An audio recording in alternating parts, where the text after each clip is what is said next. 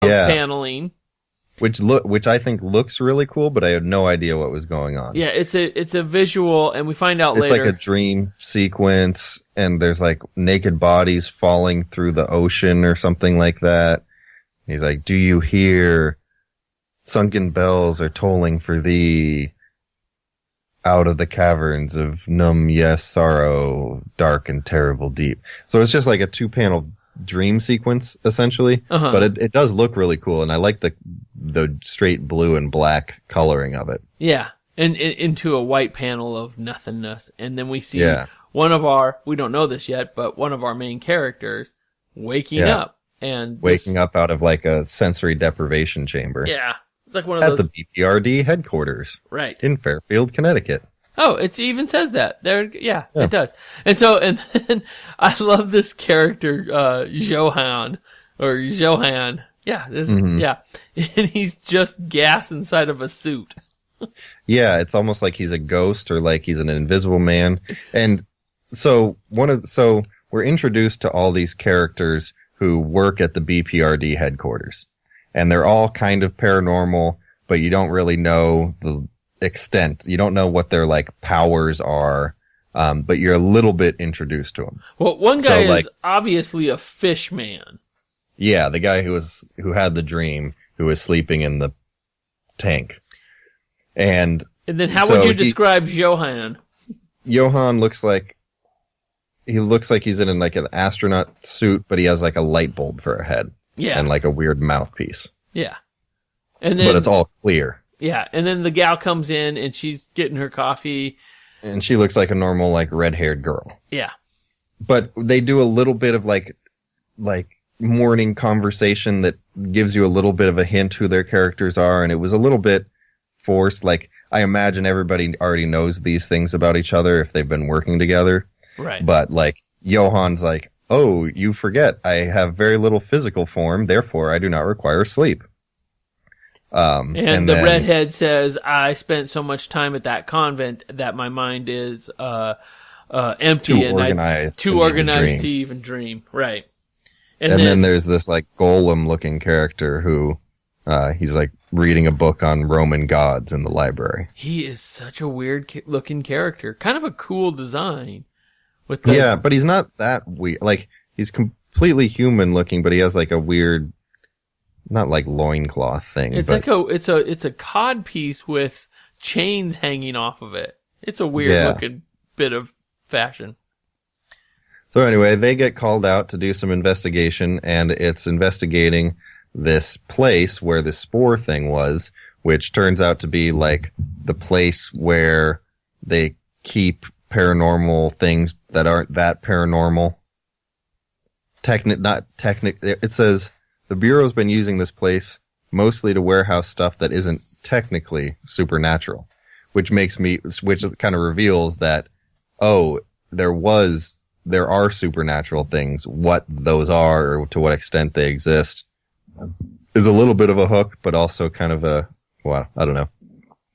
And then they talk about dreams and how he had that dream of the people falling. And I thought this part was funny with the golem guy. What's his name? I think his name is Roman. Roman. Okay. He tells about his dream that he had where he was like a kid playing with a ball.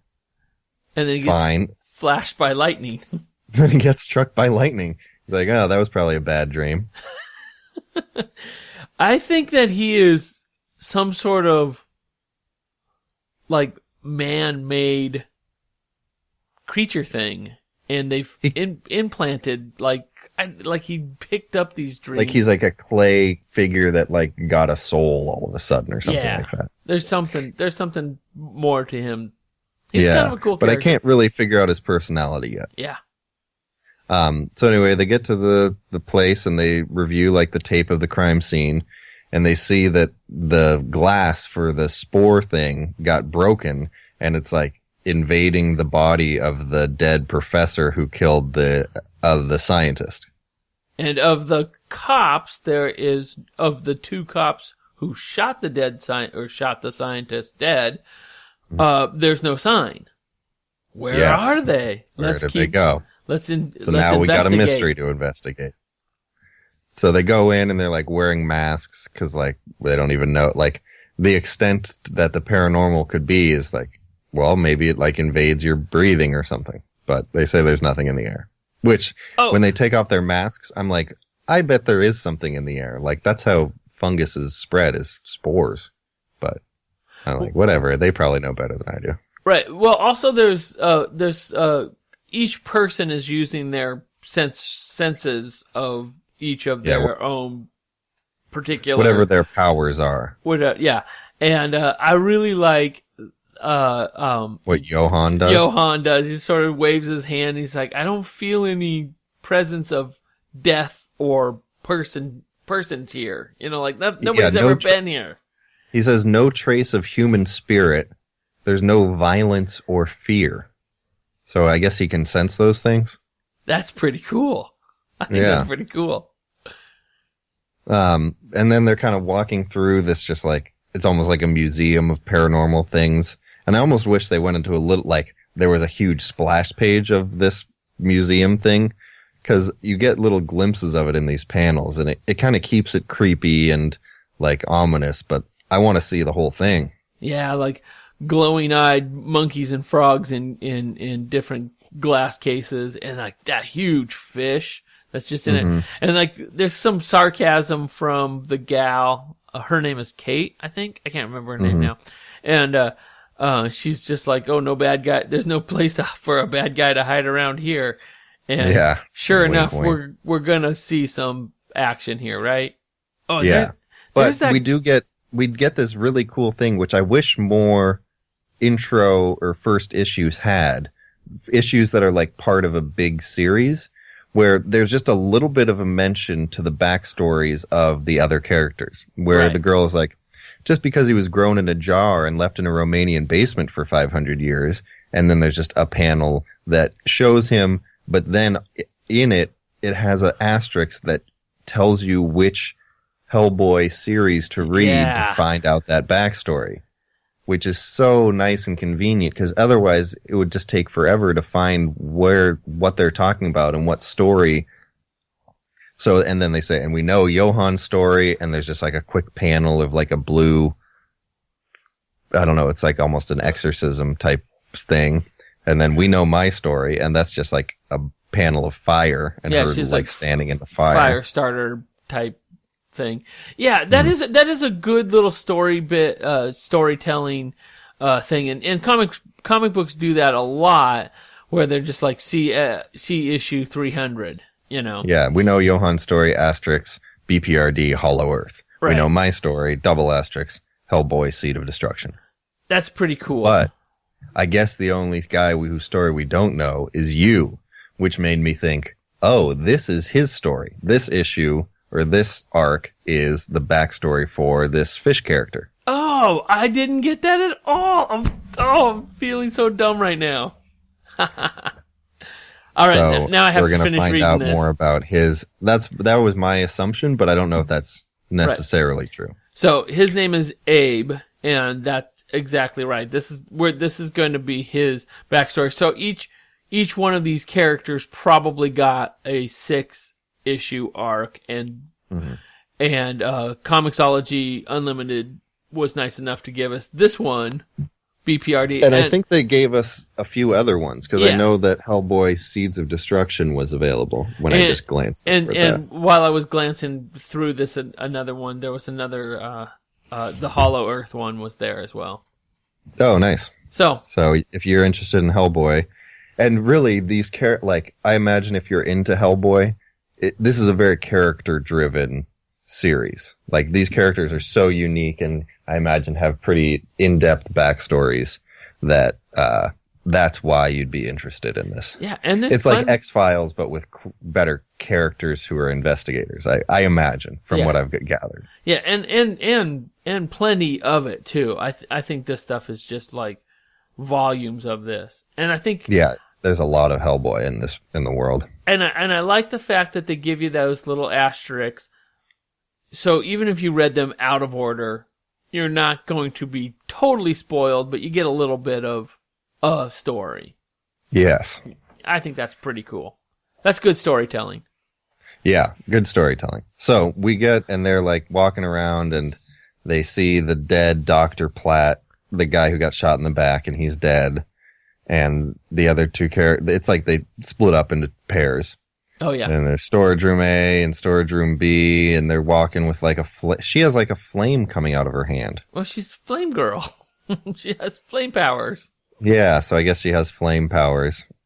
But then he's like, that's not a, then they look at the guy, that's dead, not a bullet hole. That's not a bullet hole. So then that's a little bit of a hook of what is it? Something paranormal. There's like smoke coming out of his head, and it starts like dissolving Johann. Or like does it seem like Johann's arms are like flailing, like they're like he's losing gas? Like a balloon that has a hole in it? Yeah. But I can't tell exactly what's going on. He just says, yeah. Ah. And then the other two come and try to investigate. And what happens, Larry? Well, where's our action? Well, this is all action. This is great action, too, because, here is our police officer, the one that we've been looking for, and he starts coming in, and he gradually turns into, like, he starts off like a regular-looking guy in the shadows, maybe, but then he starts lurching, and his clothes come off, and he is a hulky, froggy thing. He's a frog. He's turned into a frog. A froggy thing. And his partner's there as well, coming from the other side. And they're more frog than human, I would say. Oh, these are full-on frogs, tongues and all. And they're attacking. And they can be killed. There's a little bit of an action. Yeah, they get shot, I guess, or some kind of boom. I'm not, because it's like, I don't know what weapons they're using. I assume it's guns. It looks like Abe here, the fish guy, has a gun, and he shoots him in the chest. He shoots them, and it seems like they're dead. And then there's kind of like frogs in like cages that are, they seem to be aroused in some kind of way, like they know what's going on. There's some kind of communication of frogs, I guess, frog monsters. Oh, that frog! The frog, like that. That's so creepy when frogs can like climb on walls of the cage. Like, what's holding them there? And their glowing eyes. It seems like they could escape so easy. Yeah, like what are you in that cage for? You don't need to be there. And that's the end of the issue. I thought this was a pretty good story. This is really good stuff. It definitely lays some hooks. It like establishes some characters without going in too far in depth. The hook job is really good. The storytelling's really good. The art is above par. Characters are cool and interesting if you're in that deep fantasy mode. How'd you rank it, Larry? I'm curious. Well, I put this 6. It's not all the way up there, but now that I'm just like I kind of want to like I don't want to revisit my 6, but I'm gonna hold on to 6. Okay, but well, I'm gonna. I put it at 7, so we're kind of on the same page here. Did you put it before or after Wolverine Origins? No, it's Wolverine Origins is still like I think 3 on my list. Oh yeah, you had that higher up. I have that higher up. What is it next to?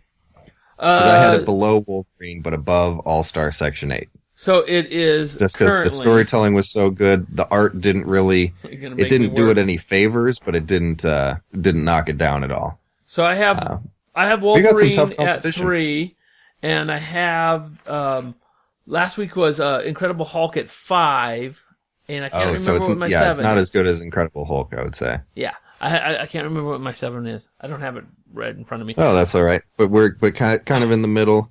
We've had so many good ones that even being in the middle is definitely worth your look. Well, I like this, and just on the power of this first issue, and it's not the first issue of B.P.R.D. I was off track when I said that, because obviously there's Hollow Ground, Hellboy before this, and so, but so there's quite a few different series within the universe. But if you read this as a first issue, or just, I don't know, they just feel so established.